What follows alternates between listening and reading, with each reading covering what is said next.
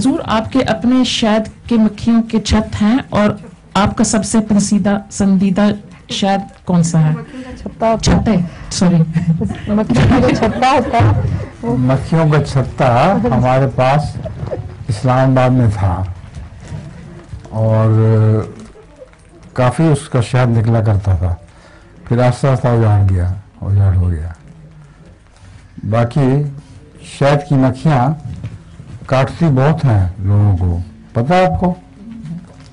शहद की मक्खी काटे तो बड़े गहरे जख्म हो जाते हैं और बाज़ लोग जो सेंसिटिव हों शहद की मक्खी को, वो उससे फौत भी हो जाते हैं।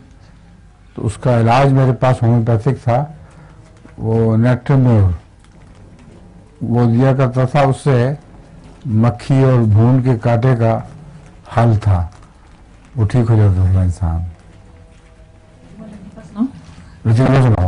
हजूर, एक आदमी घर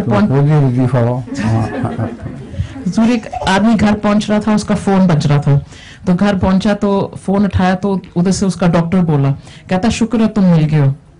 कहता है आपके वो टेस्ट रिजल्ट आए तो मैंने आपको खबर बतानी थी।